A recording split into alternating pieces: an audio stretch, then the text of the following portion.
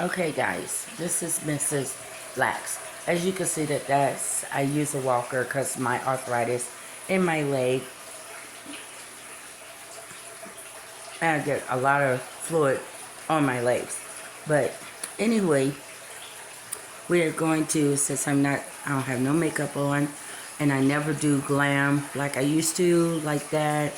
Not if I don't really be getting out, I want to drive. Everybody else got a car, so at the end of the day, I got to work on my car, get me a car. So I'm not going out in the heat, be sitting up there just walking around for what? It's hot. It's like over 100-something degree, nigga. I am like old as hell. I'm 55 years old. Do you know what happens to 55-year-olds just walking and just looking up at the damn sky? They end up having heat strokes. That's exactly what it is. So therefore, nigga, if you can stay at home with your old crippled ass, I'm gonna stay in the house. It makes more sense. Or your mom is gonna have a heat stroke, then you're not gonna have your mother ever again. Now, today, I would like to talk about random things, whatever comes to my mind.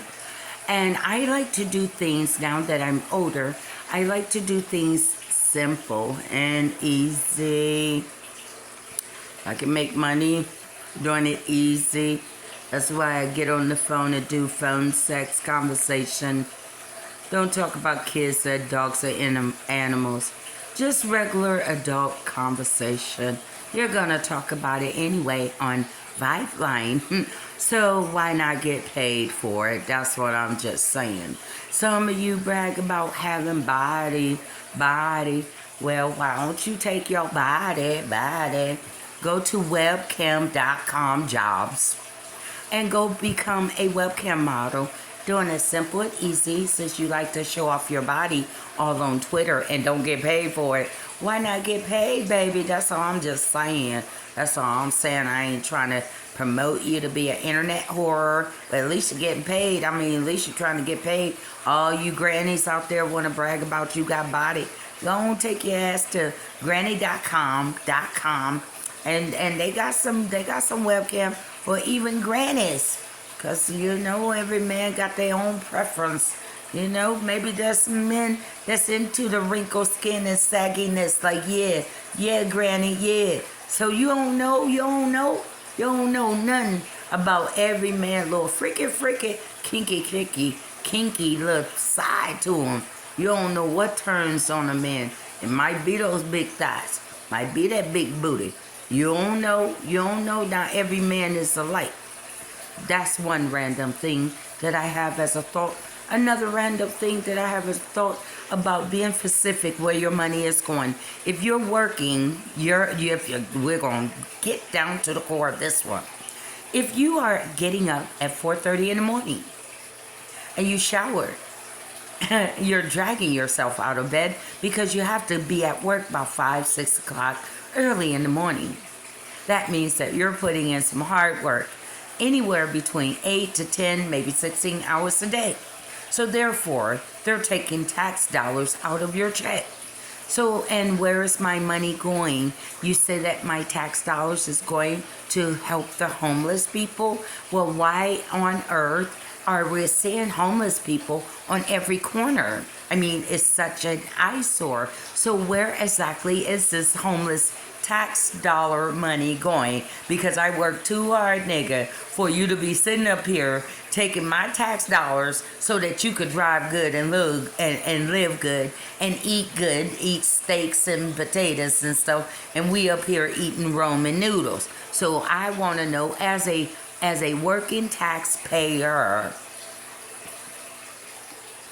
where the hell my money is going? Be specific.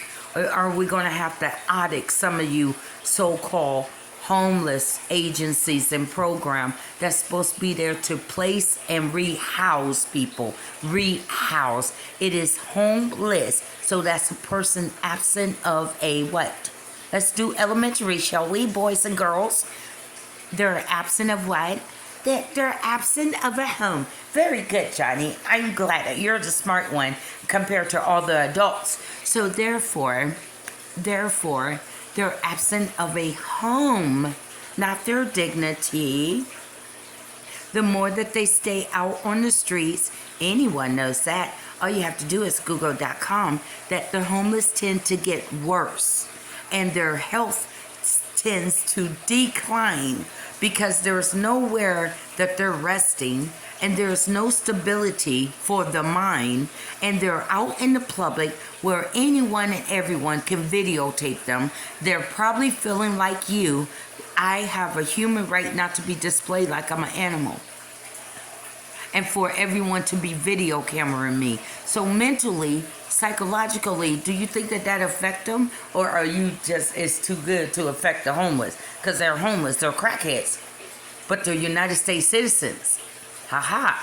So that means that as United States citizen, homeless and crackheads, they still got rights though. They just absent of a home, the material, physical body. But their rights don't stop. It's not like they did a federal crime. And even in prison, they still holds the 8th Amendment rights. So at the end of the day, if you are supposed to be here for these people, how come we're seeing too many people still out on the streets and still putting up cardboard boxes as their home in their tent, knowing that that's not going to hold them when a good, nice rain comes? Now, at the end of the day, some people been finding it funny, hilarious, hilarious to see the homeless people. But what if that was your dad, though, sir? Your dad fought in the war and was a vet, and now at the end of the day, he go to these vet places that's supposed to be helping him. He served in the military, lost an arm, or he got post-traumatic stress disorder from the things that he's seen. I know that some of my uncles used to tell me about them being at the war and seeing people arm blow off of them. I mean, that's devastating. That's post-traumatic stress. That's trauma. That's the trauma that they experience. Or what if your mom, dad, uncle, whatever was an ex-cop, whatever? They played them around with the pension, threw them all the way back on their mortgages, had to downsize, blew through their savings. Now they're homeless. I mean, like, these are your brothers, your sisters. They may not be your blood relatives, but when you look at them, you should be able to say, that could be my sister, that could be my son, that could be my mom, that could be my grandmother. How would I want people to be treating them out there? Would I want someone, random strangers, to be kicking on my mom or my dad or my uncle? I mean, my uncle ain't did nothing to them. Would I want them to be trying to hurt my family member just because, here we go, they're absent of a home and they don't have nowhere to go because the places that that's supposed to be helping them to get rehoused, they are not helping. Some of the workers don't want to do shit. They don't even want to be bothered with the homeless people. They're just there for a paycheck. So you tell me who's at fault. The taxpayers have already paid into the system. The money has already been delivered. Why aren't we seeing more and more good results? Only can one organization do it? No. Can 10? No, not in a big situation like homelessness in California. It's damn near in every city. But as a church is getting involved, more churches getting involved, you got churches that you don't even use through the day. Sitting up there, big cathedrals, and they don't even use it. They only use it on Wednesday, choir practice, and they can't sing anyway. And then on Sunday morning, Bible study, Sunday school, and then evening service, and then that whole time the church is empty. An empty building that can be putting people inside, getting them out the help, getting them out of the heat. They have the cooling station. What about God's schooling place? Did God give you that building for it to just look pretty? Or did God give you that building? Oh, Lord, I'm trying not to get emotional here, man, because I do get moved, man. I do get compassion about things because Jesus was a man of compassion. And Jesus only came hard to the Pharisees and Sadducees because they didn't have a heart of compassion for the people. They came on Jesus because Jesus was healing people on the Sabbath day. Well, at the end of the day, how am I a bad person? Because this person was sick, but now they healed. This person couldn't walk, but now they walking. This person was blind, but now they're seeing. So how am I a bad person by helping people? Okay? I don't want to get into the preaching mode, but I'm just putting it out there. For real though, I should get me a podcast. I don't know how to work these things. I'm still back in the days. And so if I had Dominique knows how to do all this stuff and the website stuff. So at the end of the day, that's my thought. We want to know specifically if taxpayers is paying into anything, where exactly it's going. When did it get there? How many families did my tax dollars help for this year? Because I wonder if you even put people that's getting money from you to a higher expectation. That we expect you to, let's see, the San Francisco kind of big place. So we expect you to get at least about 100 people off the streets. Is that every month? Is that every 3 months? Every 6 months? Or do we just push them to a higher expectation? We expect you to get 300. We don't know how you're going to do it, the way that you're going to do it. But if you want some more of this money, we expect you to get X amount of people off the streets. And we want to see documentation. We want to see the family names. We want to know where you helped them to get into housing. Not shelter, rehoused. Because shelters only get money. That's why they try to always stick the people into shelter. Because every time you sign your name down, you get the federal grant. They get federal funds. So as long as they can keep an X amount of people in the shelter, it's like CPS. CPS got to keep X amount of people, X amount of children in their system. Like in the state of Arizona, I believe, reading, it was 15,000 children in their system in order to get the federal fund. So therefore, the same way with the homeless game. The homeless game is to always keep you in the shelters so they can keep getting paid off of you. They receive your Social Security number. They use that Social Security number as a tax write-out, but you still don't get nothing. You don't get no house. They try to say dang there, everybody in the shelter got an EBT card. Truth be told, I don't even need you to feed me. Truth be told, we can feed ourselves off that EBT card. What we need you to do is do what you say in some of your mission statements, that we rehouse. That's what we need you to do with those tax dollars. And sit up there, people give clothes and shoes. You don't even want the homeless people to have it. Your staff robs the homeless. Your staff take all the good meat. I know. I've been there and seen it. They take all the good meat. They get those big old trash bags, garbage bags, fill it up with all kind of good food, steaks and good meat that the people donate to the shelter for the people. And they leave the people with cold bologna sandwiches that they have had in the refrigerator, and hand this for them for the day. And the peanut butter, because it's frozen, the bread gets soggy. Tell the truth, shame the devil. I believe that I went through that experience so that I could be able to share moments of what I seen, like an undercover homeless investigator. Going through the experience, if you will. So that's another thought. And there was a couple more thoughts that has to do with our rights. You know, at the end of the day, that's all we have. I remember back in the days, I used to volunteer for ACLU in San Francisco. We used to have this tiny little office space. Her name was Michelle White Lady. And old man had stacks of files. And I used to go in and help her get things together. Or we passed out flyers at Berkeley College to recruit the law students. Come be a part of ACLU. You know what I'm saying? We could really use your help. And then I used to be a part of the Acorn group in Los Angeles. We used to meet, I don't know what it is about these tiny meeting places, but everybody used to be crunched up in the room. But we was talking about the rights of homelessness and changes. And without those meetings and without those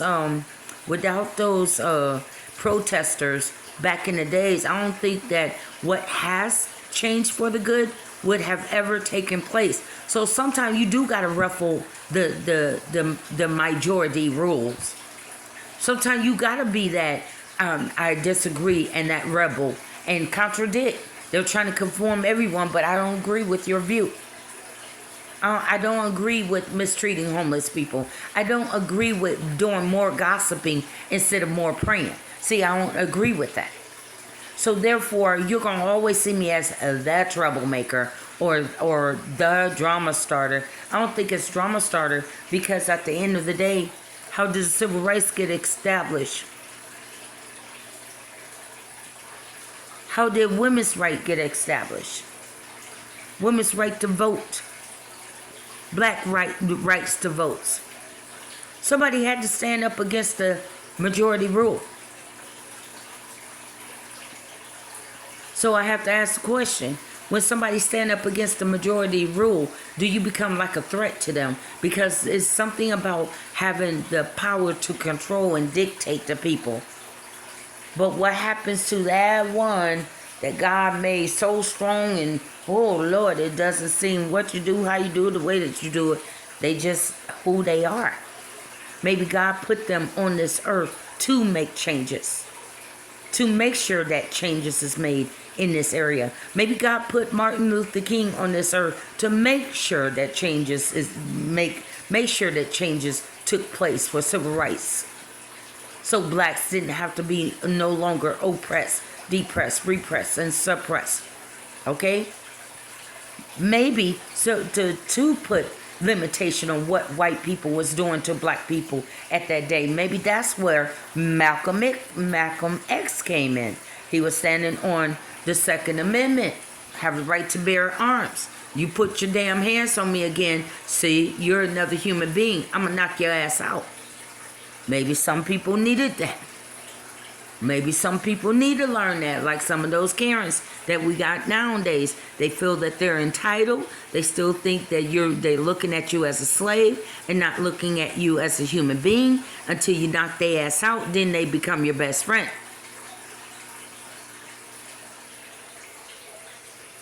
So I'm about ready to wrap this thought up because I gotta do some more calling today and gotta make sure I go to this meeting. But that's my thought, Crystal Wax thought for the day. Taxpayers, that's your money. It's my money. So I have a right to know where the hell you really taking my money, what you using it on, because I worked every damn day. This supervisor and this boss of mine is getting on my fucking nerves, and they're lucky that I showed up for their raggedy job. They lucky that I even wanted to clock in on their job. They don't pay no benefits, like I was saying earlier, and they always serve you with some weak ass watered down coffee, maybe some donuts. Every now and then somebody will bring in some Krispy Kreme with flies on it. It's just like you open up the box and a fly out. Yeah, thank you a lot for that. So now the fly got all kind of horse doo-doo on it, and it just sit up there, done flew all over the donuts. Now you want your employees to eat the fly doo-doo donuts. That's exactly what they want. It's not like that they give out bonuses, and the bosses, they get upset and give you attitude because you showed up for work. Your supervisor sitting up there standing over you, talking they mess and trying to do a power struggle with you. And it's like, this nigga just don't know that he say one more word, I got my fist balled up. And it's like, just don't know. But then you thinking about those kids at home. You're thinking about rent payment. So you go ahead and undo that clinch. Cause he just don't know that you was clenching up under your desk like, nigga, I'll bust you in your lips. Nigga, say one more word, you know what I'm saying? So they lucky that all the bullshit that you do and that you go through by working for somebody else, they ought to show gratification of gratitude. They need to show you how much that they're grateful that I started this business. But if it wasn't for the workers, if it wasn't for the workers, if it wasn't for the employees, if it wasn't for them, how far would your company be? So therefore, you work too hard for your tax dollars to just be going to any place and anybody and not knowing how many families, you said it just going towards homelessness, how many families did you get off the street this month?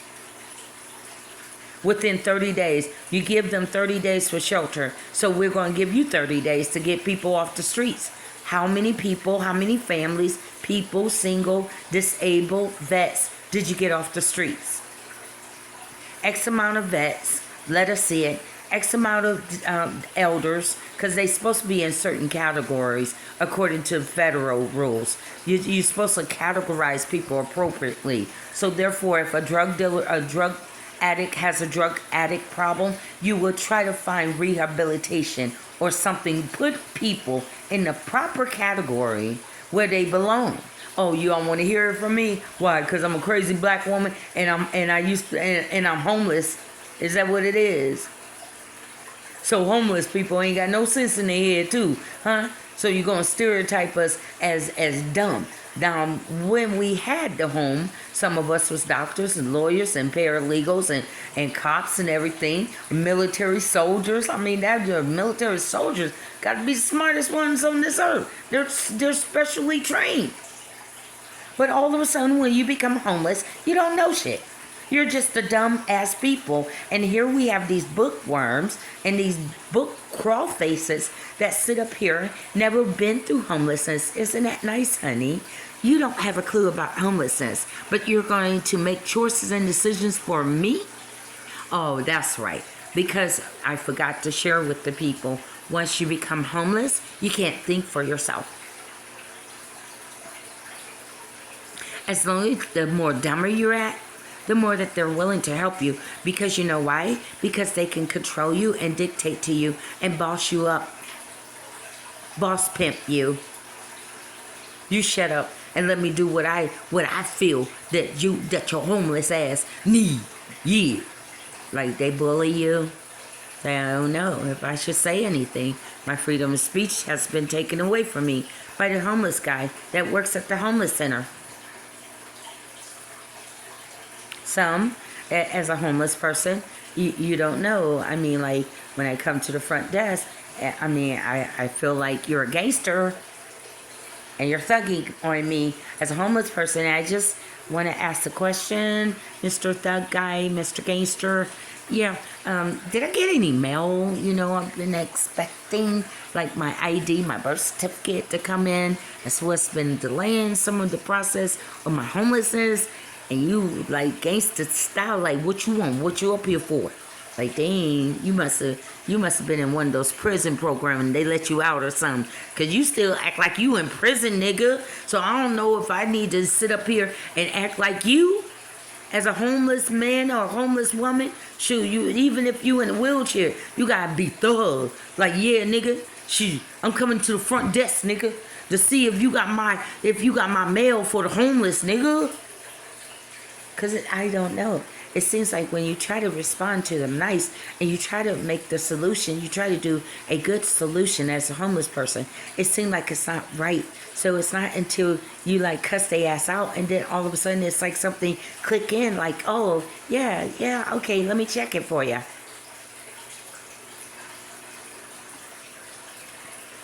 Like one shelter I went to and the guy was like acting so thuggish and gangster to the point like, does the prison have some kind of program?